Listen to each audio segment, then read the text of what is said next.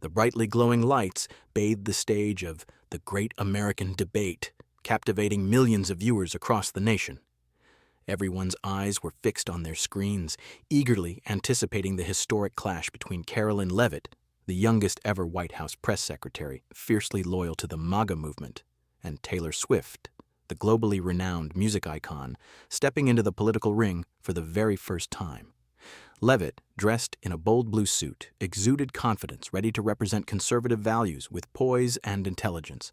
Across from her stood Swift, radiant in an elegant white dress embodying the influence of millions of fans worldwide. Known for her emotional speeches on women's rights and environmental issues, she now found herself facing the daunting task of defending her beliefs against a seasoned political figure. The host, a veteran journalist, energized the crowd as he announced, "Tonight, we are about to witness an intense and historic confrontation, politics versus culture, conservative versus liberal."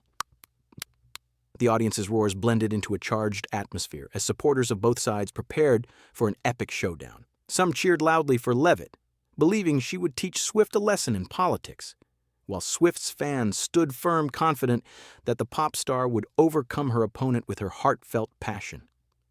As the debate began, the tension in the air was palpable. Both women prepared to face off on 4 crucial topics: women's rights, misinformation, climate change, and audience questions. The host turned to Swift first, asking, "Miss Swift, your stance on women's rights?" Swift stood tall, her white dress shimmering under the stage lights, and took a deep breath, preparing to speak her truth. With unwavering composure, Taylor Swift began her response, her voice strong and clear. "Thank you for this opportunity. Women's rights are not just an issue, they are the bedrock of a just and equal society. I have witnessed firsthand how young girls, searching for role models, are often held back by policies and rhetoric that limit their freedom." Her voice rang with emotion as she continued, "These girls deserve to look into a mirror and believe they can achieve anything. When their rights are under attack, it hurts them. It hurts all of us. I've worked tirelessly to inspire young women to vote, to stand up for equality, to be active participants in shaping the future. We need leaders who respect women, not ones who seek to diminish their voices." As Swift spoke, her passion reverberated throughout the auditorium, and the audience, especially young women, responded with resounding applause. A young girl in the crowd held up a homemade sign that read, "Taylor for Equality," and the camera captured the crowd lighting up with cell phone flashes, recording every moment of the debate. Swift's message of empowerment echoed through the room, setting the stage for a riveting exchange. The host nodded and turned toward Karoline Leavitt, signaling for her to respond. Leavitt's eyes gleamed with confidence as she adjusted her microphone, poised to take on the challenge. "Taylor, I truly admire your passion," she began, her voice measured but with an unmistakable sharpness. "But I don't need a song to prove women's strength because I live it every day." The audience chuckled, some MAGA supporters clapping and cheering, clearly appreciating the tone of her remark. Swift, taken off guard, raised an eyebrow but stayed composed, her hands resting at her sides as Leavitt continued. "Let me offer a real-world example. At 27, I am the youngest press secretary in White House history, appointed by President Trump, no less. That's proof that women under this administration are given opportunities to lead. Women's rights are not just about words, they are about tangible action, economic empowerment, and ensuring a secure future for all. Under President Trump's leadership, women's unemployment was at a historic low. That's how we truly empower women. Not with slogans, but with action and results." Leavitt's response was delivered with precision, and the applause from conservatives in the crowd was deafening. A man in the front row shouted, "Karoline, you nailed it!" Swift's expression faltered slightly, but she quickly called for a rebuttal. "Karoline, I'm glad for your success, but one example doesn't represent the reality that many women face," Swift replied, her voice now tinged with more intensity. "Women are still fighting inequality, whether it's in wages, health care, or basic freedoms. I've met single mothers, young girls, whose rights are threatened by policies that make their lives harder. We need leaders who are fighting for all women, not just the ones who fit a narrow mold." Her voice carried the emotional weight of someone who has dedicated her career to fighting for women's rights.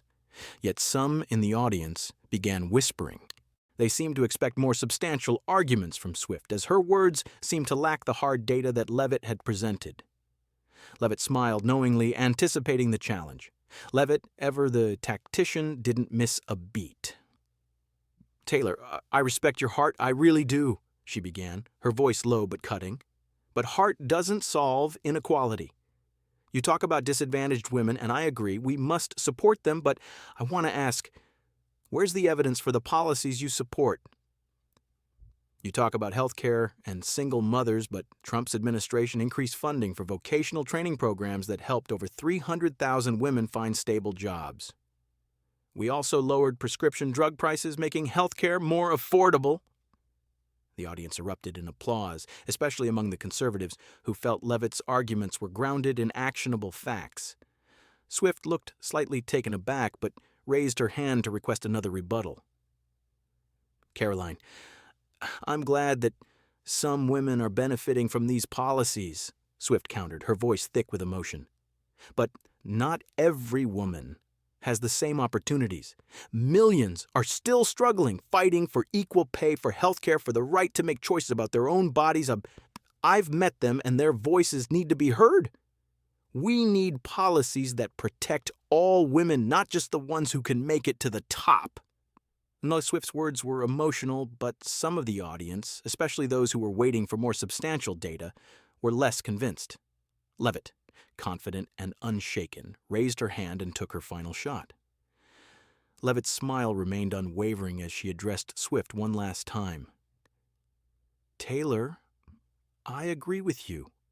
Words matter, but actions matter more," she said, her voice firm but compassionate. "Women like me don't need leaders singing about feminism. We need leaders who create jobs, provide security, and offer real opportunities. I'm here in the White House at the youngest press secretary in history, proving that women can lead with data and action, not just emotions." The room erupted into applause once more, the cheers and claps drowning out any further response from Swift, who appeared somewhat defeated. The host, sensing the momentum of the debate, stepped in and raised his hand, signaling the transition to the next topic: misinformation. The energy in the room was electric, and the audience was still buzzing with excitement from the intense exchange on women's rights. The stage lights shifted to a cool blue hue, setting the tone for the next fiery topic: misinformation. The host, clearly energized by the previous round, stood confidently at the center of the stage, raising his mic with the precision of a seasoned showman. "And now, we move on to a critical issue affecting our society today: misinformation. Miss Swift, you have the floor."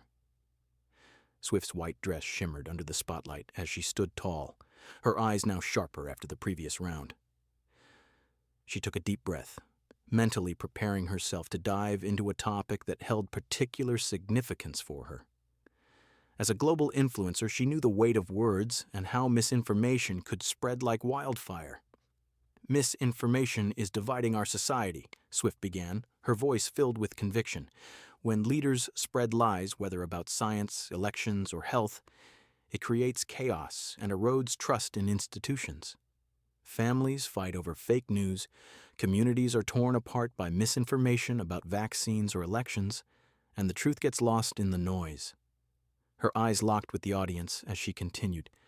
"As an influencer with millions of followers, I understand the power of words. I double-check everything I share, and I urge everyone, celebrities, politicians, and ordinary people alike, to do the same."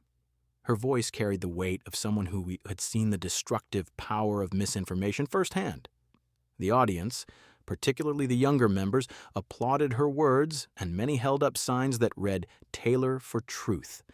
But as the applause died down, the host turned his attention to Karoline Leavitt, giving her the opportunity to respond. Leavitt stood, her posture confident and unwavering.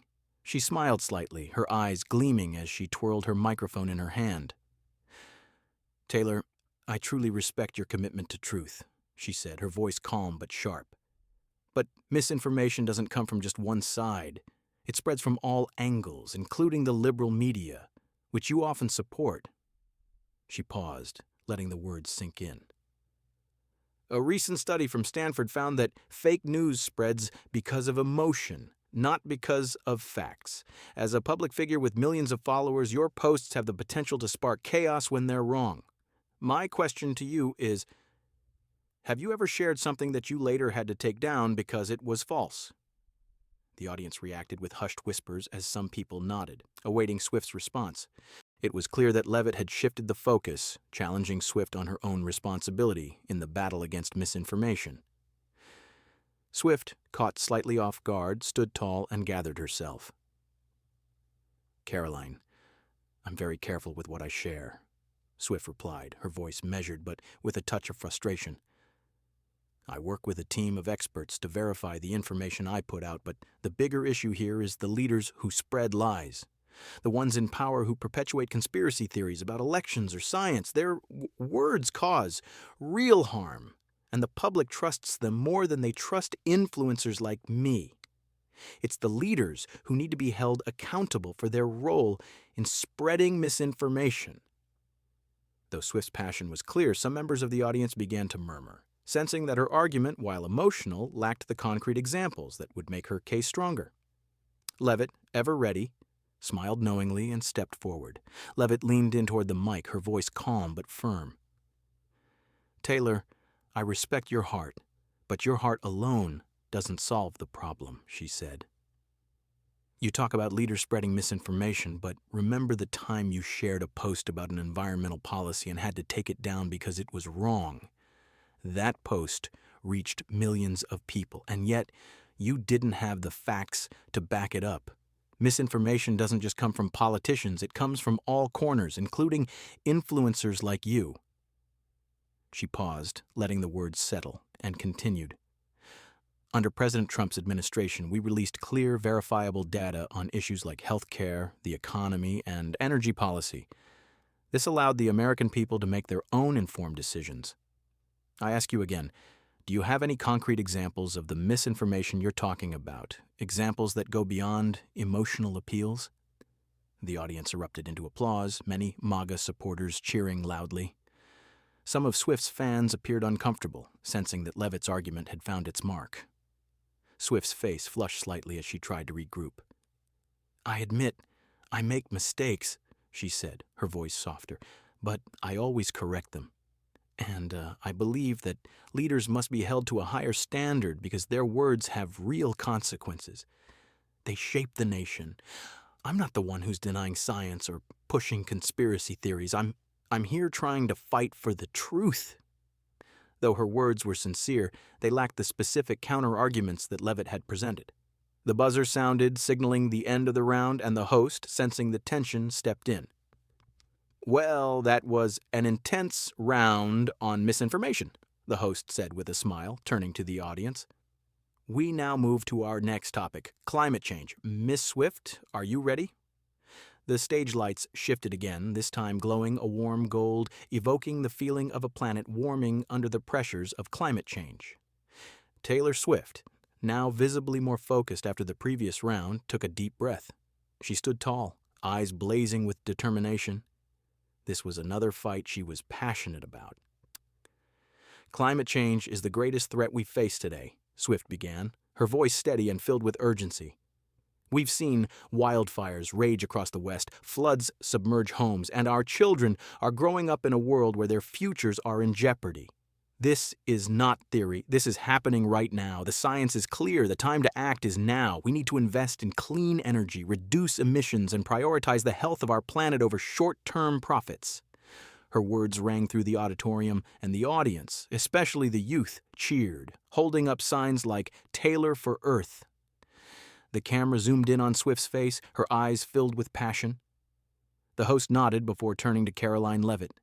Leavitt stood, maintaining her confident stance, a slight smile playing on her lips as she adjusted her microphone. The stage lights highlighted her, casting a commanding glow around her. "Taylor, I share your concern for the planet," she began, her voice calm yet firm. "But let's not forget that the solutions you support, like the Green New Deal, could have a devastating effect on American workers and families. According to the American Energy Institute, fully switching to green energy could raise electricity prices by 30%, which would burden the middle class and leave people struggling to pay their bills. We also need to think about the millions of jobs in the oil and gas industry, jobs that support American families. Leavitt paused, letting the weight of her words sink in. The Trump administration worked to boost domestic energy production, reduce our dependence on foreign oil, and keep fuel prices stable, all while reducing carbon emissions. We want to protect the environment, but we cannot sacrifice the livelihood of millions of hardworking Americans in the process. There's a way to balance both, but the Green New Deal isn't it. Her statement was met with applause from the conservative side of the room. Some of the neutral members of the audience seemed to nod thoughtfully, reflecting on the point she had raised. Swift, her expression now more intense than before, quickly requested a rebuttal. "Karoline, I understand that workers need to be protected," she said, her voice rising with urgency. "But the Green New Deal isn't about just taking jobs away. It's about creating millions of clean energy jobs. I've met with scientists and young activists who are fighting for the future of our planet, and they say the time to act is now. If we don't take bold steps, we are risking our future." She paused, trying to steady her emotions. "This is not just about policy. This is about survival. If we don't do something now, the damage to our planet will be irreversible. We need to act, and we need to act fast." While Swift's passion was palpable, her argument still lacked the specific data that would counter Leavitt's well-researched points. Some members of the audience began to murmur, sensing that the emotional appeal might not be enough to sway this round. Leavitt leaned forward, her eyes flashing with confidence. "Taylor, I truly respect your heart, but heart doesn't solve the problems we face," she said, her voice cutting through the tension in the air. "You talk about clean energy jobs, but let's look at the facts. According to the Department of Labor, clean energy jobs often pay less than jobs in oil and gas. So, while the Green New Deal promises millions of jobs, they may not be the high-paying, stable jobs that American workers need," she continued, her tone steady and commanding. "You want to talk about saving the planet, and I agree, it's an urgent issue. But the solution isn't to overhaul our economy and force Americans to pay more for energy. Under the Trump administration, we focused on reducing CO2 emissions while keeping the economy growing. We balanced environmental protection with job creation, and that's the approach we need to keep taking." The audience erupted into applause, particularly from the MAGA supporters who seemed to strongly agree with Leavitt's position. Swift, though visibly frustrated, nodded in acknowledgement, clearly trying to find a way to counter this data-heavy response. Swift, despite the mounting pressure, stood tall and responded, "Karoline, you can laugh all you want, but this is about the future of our children. The planet is dying. We have very little time left to make a difference, and every moment counts. If we continue to prioritize profits over the environment, we will leave a planet that's no longer livable for future generations." Her voice was impassioned, but the lack of concrete data left her argument feeling more like a call to action than a solution. As she finished, the buzzer sounded, signaling the end of the round. The host, now clearly enjoying the drama unfolding, raised his hand and smiled. "What a thrilling debate! We will now move to the final round. Audience questions after a 1-minute break." As the stage lights dimmed briefly and the audience settled in, the air was charged with anticipation.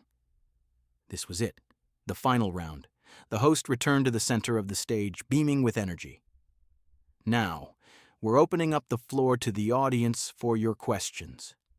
Miss Swift, Miss Leavitt, are you ready?" The crowd cheered in response, the tension between the two women still palpable in the air. A young woman wearing a Taylor Swift shirt raised her hand eagerly. The host gestured for her to stand, smiling as he invited her to ask her question. The young woman stood up, holding a microphone, her voice excited. "Miss Swift, I'm a huge fan. How do you think pop culture can promote unity in politics?" Swift smiled warmly, grateful for the support from her fan base. "Thank you for that wonderful question," she said, her voice sincere. Pop culture, including music, movies, and other forms of art, has the power to connect people from all walks of life. I've seen millions of people come together to sing along to my songs, share their stories, and find common ground. We can use art to foster dialogue, to break barriers, and to build unity. I want politics to learn from that, listen, empathize, and move forward together. The crowd applauded, especially the youth, many of whom were holding up signs that read, "Taylor for Unity." The camera panned across the room, catching the faces of people nodding in agreement. Leavitt stood with her confident, unyielding smile, twirling her microphone with ease. "Taylor, I admire how you connect people through music," she began, her voice warm yet firm. "But unity isn't something you can just sing about. Pop culture can inspire, but it doesn't put food on the table or create jobs for American families. Unity comes from policy, creating jobs, lowering prices, ensuring national security, and keeping people safe. Under President Trump's administration, we created 7 million jobs before the pandemic hit. That's real unity, ensuring people have the opportunity to thrive."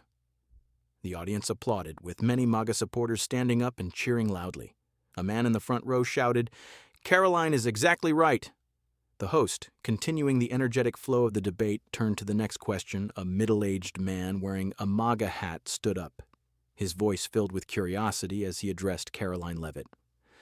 "Miss Leavitt, how does the administration plan to protect American workers from the potential harm of liberal policies like the Green New Deal?"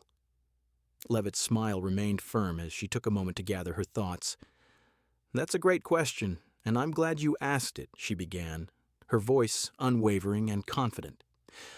"Under President Trump, we've worked hard to prioritize American energy independence, creating jobs in the oil and gas sectors that are crucial for our economy. We've also worked to remove stifling regulations that hurt American businesses, allowing them to grow and create jobs," she continued, her tone growing even more authoritative. "The Green New Deal, which Taylor supports, could raise electricity prices by 30%, according to the American Energy Institute. This would make life more expensive for the very people you're trying to help. The Trump administration's approach created over 10 million jobs, boosted energy production, and kept gas prices stable. Our focus is on protecting workers by maintaining energy security and reducing the burden of government overreach." Her argument was met with loud applause from the conservative side of the audience, who clearly resonated with her data-driven response. Leavitt's steady approach stood in stark contrast to Swift's passionate but less data-focused rhetoric. Swift, though visibly frustrated with Leavitt's response, stood tall and took a deep breath before replying, "I understand that workers need to be protected, and I'm not here to suggest that we disregard their well-being. But the reality is the Green New Deal isn't about harming workers. It's about creating millions of clean energy jobs that can replace the old, polluting ones. Yes, these jobs may pay less at first, but they're part of the future, and we have to start somewhere if we want to protect the planet." Swift's voice trembled with urgency as she continued, "I've met so many young activists and scientists who are working tirelessly to find solutions to climate change. They believe that clean energy isn't just the future. It's the answer to some of our most pressing problems. We can't keep clinging to an outdated energy system just because it provides short-term economic stability. Why? It's time to act for the long-term future of our children and grandchildren." Despite the emotional weight of her argument, some members of the audience still seemed to crave more data. They whispered among themselves, wondering if Swift had enough hard evidence to support her claims. But Swift was undeterred, her passion for the cause still evident in her posture and delivery. Leavitt leaned in toward the microphone, her gaze steady and calculating. "Taylor, I hear your passion, and I understand your concern for the environment. But there's a bigger issue here. The Green New Deal doesn't just affect oil and gas workers. It impacts every American, especially those in the middle class. Switching to green energy without a clear, realistic transition could force families to pay higher bills, making it harder for them to make ends meet." Her voice became more pointed as she stepped forward to make her final argument on the issue. "What we need is a balanced approach, one that creates jobs in clean energy while still protecting American jobs in industries like oil and gas. Under the Trump administration, we made sure that we weren't just focusing on one aspect of policy. We were ensuring that our energy independence didn't come at the expense of the American worker. Our approach allowed us to keep energy prices low, which directly benefited families across the country. Leavitt's words were precise and delivered with confidence, and the conservative side of the audience erupted into applause once again. She had managed to bring the debate back to a level of practicality and real-world solutions. Swift, who had been listening intently to Leavitt's rebuttal, stood tall again. "I hear you, Karoline, and I respect your perspective," she said, her voice calm but resolute. "But we cannot afford to wait any longer. The planet is facing irreversible damage. We've seen the devastating effects of climate change in wildfires, floods, and extreme weather, and we need policies that reflect the urgency of this crisis." Her tone shifted slightly, becoming more assertive. "The Green New Deal is not perfect, but it's a start. It's a roadmap to transitioning our economy toward a future that is sustainable for generations to come. Yes, it may come with some challenges in the short term, but we can't continue to ignore the science. This is a matter of survival." Swift's impassioned words resonated with many in the audience, particularly the younger generation, who held up their Taylor for Earth signs in support. However, her argument still lacked the hard facts that would convince the more data-driven members of the audience. Leavitt smiled, sensing the conclusion of the round. She took a final moment to make her closing argument. "Taylor, I agree. We need to act for the environment, and we must protect the future of our planet. But we can't do that by throwing out the hard work we've already done. We need to create policies that help both the environment and the American people." Leavitt's voice was steady, and her words carried the weight of conviction. "Under the Trump administration, we were able to lower CO2 emissions while ensuring that American jobs weren't sacrificed. We've always focused on a balanced approach, one that makes sure the economy and the planet can coexist. It's time we focus on pragmatic solutions, not just lofty promises." As she finished, the applause from the conservative side was deafening. Many of the audience members were on their feet, cheering for Leavitt's pragmatic approach. The host, sensing the end of the debate was near, turned to the audience for one last question. A young woman, clearly excited, stood up and addressed both candidates. "Miss Swift, Miss Leavitt, what do you think about the role of women in politics?" Swift smiled warmly, her eyes lighting up with hope. "It's crucial for young girls to see women in positions of power, and I want to be an example for them," she said, her voice filled with emotion. "I want them to know that they can change the world and that their voices matter in politics." She paused for a moment before continuing. "We need more women at the table, fighting for the issues that affect us all. Whether it's women's rights, climate change, or social justice, because we have a responsibility to lead, and to do it with empathy and understanding." The audience applauded, many of them moved by Swift's words, but Leavitt, not one to be outdone, stood confidently, her voice firm and assured. "Taylor, I agree. Women absolutely deserve to be in positions of power," Leavitt began, her voice steady and resolute. "But women don't need a stage to prove that they're capable of leadership. They need action. I'm standing here today as the youngest press secretary in history, appointed by President Trump. And that's not because I'm a token, it's because I've earned it, just like countless other women who are rising in politics today." She continued, her tone unwavering.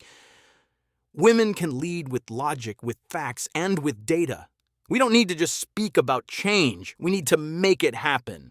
I've had the privilege of being in the White House, where I've seen firsthand how policy can make a real difference in the lives of women across America. That's what true leadership looks like. Action, not just words." Leavitt's statement was met with thunderous applause from the conservative side, while some of the neutral audience members seemed to nod in agreement. The stage lights dimmed once more, signaling the end of the final round. The audience was on the edge of their seats, their energy still high after the intense debate. The host, still filled with enthusiasm, addressed both candidates one final time. Ladies and gentlemen, what an incredible evening we've had. It's been a heated, insightful, and historic debate. Let's all give a round of applause to our debaters, Taylor Swift and Karoline Leavitt, for their passionate and thought-provoking contributions. The applause from the crowd was deafening, with both sides cheering for their respective champions. It was clear that, despite the sharp divides in opinion, both women had inspired their followers and made their voices heard in a way that would linger far beyond this event. As the host signaled for the cameras to pan across the audience, it was apparent that the debate had become more than just a political clash. It had become a cultural moment, symbolizing the ideological and emotional rift that has defined much of America's political landscape in recent years. Whether one agreed with Leavitt's data-driven approach or Swift's impassioned call for action, the debate had sparked a deeper conversation about the future of politics, leadership, and the role of women in shaping that future. Almost immediately after the debate concluded, social media exploded. On platforms like X, formerly Twitter, hashtags like #Leavitt wins, #Swift for truth, and #MAGA star flooded the trending list. Media outlets on both sides of the political spectrum weighed in on the debate, with each side spinning the results to align with their own perspectives. Conservative outlets like Breitbart hailed Leavitt as the clear winner, calling her performance a masterclass in political debating. They praised her use of hard data and her ability to cut through Swift's emotional appeals with well-researched arguments. A headline read, "Karoline Leavitt, the new star of the MAGA movement," and the article boasted about her ability to outshine Swift by providing real-world solutions to pressing issues. Fox News commentators joined in, stating that Leavitt had redefined what it meant for women to lead in politics, not just with passion, but with logic and facts. They pointed out how her balanced approach to women's rights, climate change, and misinformation contrasted sharply with Swift's reliance on emotional appeal. Meanwhile, liberal outlets like CNN and Vogue defended Swift's passion, acknowledging that while Leavitt's arguments were well supported by data, Swift's emotional engagement with the audience had inspired millions. CNN published an article that read, "Taylor Swift bravely faces Karoline Leavitt, but was she outmatched?" The article noted that while Swift was at a disadvantage in terms of raw data, her unwavering commitment to women's rights and climate change resonated deeply with her fan base, particularly the younger generation. On Vogue, a writer praised Swift for motivating millions to engage in political discourse and for using her platform to speak out on critical issues. Taylor Swift's courage in the face of a seasoned political figure like Leavitt may not have won the debate, but it certainly sparked a much-needed conversation about the importance of emotion in political action. Social media also lit up with commentary. Swift's fans rallied behind her with memes like "Taylor for Truth" and "We love Taylor for standing up for women," while MAGA supporters flooded their feeds with memes like "Karoline Leavitt destroys Swift" and "Taylor needs to bring data next time." The divide between the two sides was evident as the debate continued to dominate discussions across platforms. As the media circus continued to spin, Karoline Leavitt's victory became apparent. She had expertly blended data, humor, and political expertise to deliver a performance that was both intellectual and commanding. Within hours, Leavitt became a darling of the conservative movement, gaining followers and supporters from all walks of life. Trump's team sent her congratulatory messages, and a wave of texts from her supporters flooded in, praising her as the future of the MAGA movement. Leavitt, ever the professional, smiled as she read the messages. "We did it," she whispered to her assistant, knowing that this debate would only be the beginning of a larger political career. She had proven herself not just as a formidable debater, but as a force to be reckoned with in American politics. On the other hand, Taylor Swift reflected deeply on the event. While she may have lost in terms of raw data, she knew that she had accomplished something important. "I stepped into this debate to speak for what I believe in: women's rights, truth, and the planet. It wasn't about winning every argument. It was about sparking a conversation," she said in a private moment with her team. "And I think we did that." Swift's Instagram post following the debate was a heartfelt message of gratitude. She acknowledged her defeat, but also emphasized that the fight for women's rights, the truth, and climate change was far from over. The post quickly went viral, garnering millions of likes and comments from her fans, many of whom praised her courage for stepping into the political ring. "I may not have won every argument," Swift wrote, "but I'll keep fighting for what's right. Thank you, Karoline, for a fierce debate, and thank you to everyone who supported me. This fight is just beginning." Her post received an outpouring of support from fans who rallied around her message of hope and determination. Some, however, echoed the sentiment that she needed to come better prepared with data in future debates, as comments like, "Taylor, bring data next time," flooded the replies. As the days passed, the impact of the debate was still being felt. Universities across the country began holding discussions and workshops analyzing the roles of women in politics, using Leavitt and Swift as case studies. Professors debated the implications of the debate, noting that it represented the intersection of logic and emotion in modern political discourse. One professor observed, "Leavitt represents logic, policy, and data-driven decisions, while Swift represents emotion, culture, and the power of inspiring a generation through passion." Both women have their merits, but this debate shows us that in today's political climate, we need both logic and emotion to drive meaningful change. Swift, ever the student, reflected on this after seeing some of the discourse unfold. "I think that's the heart of it, isn't it? We need both sides, facts and feelings, logic and passion. Together, they help us understand the complexity of our world, and that's what I want to keep fighting for."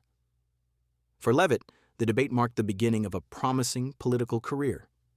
She had cemented herself as a rising star in the conservative movement, earning respect for her calm, logical, and precise arguments. "Politics isn't about winning popularity contests, it's about creating solutions," she said confidently in a later interview. "And that's what I'll keep doing. Fighting for the American people with facts, truth, and action." In the end, the debate between Karoline Leavitt and Taylor Swift wasn't just a clash of personalities. It was a microcosm of the larger cultural divide in America today. It symbolized the tension between data-driven, pragmatic solutions and the emotional, cultural call for change. It represented the battle between reason and passion, facts and feelings, the old guard of politics and the new wave of celebrity influence. As the dust settled and the media storm calmed, one thing became clear: the future of politics and pop culture would continue to intersect, sometimes violently, sometimes harmoniously. Leavitt had proved that data and experience mattered, while Swift had demonstrated the power of emotion and culture in shaping public discourse. Both women left their mark on the debate, and their rivalry would undoubtedly shape future discussions on leadership, activism, and the role of women in politics. Whether through hard data or emotional speeches, both Leavitt and Swift showed that the fight for a better society, one built on truth, equality, and justice, was far from over.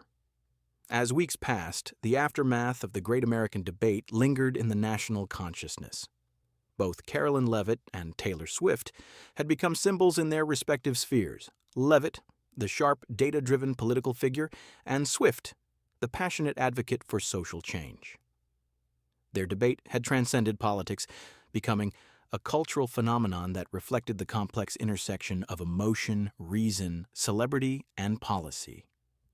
The debate wasn't just a battle of words, it was a reflection of the divide in America. It wasn't just about women's rights or climate change or misinformation. It was about how the nation was grappling with its future, trying to balance the old and the new, the established and the emerging. For Leavitt, the victory was clear. She had proven herself to be a skilled debater, using data and facts to counter Swift's emotional appeals. Her win was celebrated by conservatives and those who believed in the power of logic and evidence-based solutions. But Leavitt's path forward wasn't just about winning debates. It was about creating real change through actionable policies that would resonate with the American people. Her victory solidified her place as a rising star in the political world, and many began to speculate about her future role in the White House or even beyond. Swift, on the other hand, didn't walk away with the trophy of victory, but she had achieved something just as powerful. She had inspired millions with her courage, her passion, and her unwavering commitment to the causes she believed in. Swift's fans rallied behind her with even greater fervor, seeing her not just as a pop star, but as a voice for the voiceless. While she hadn't convinced everyone in the debate, she had sparked a conversation that would continue for years to come.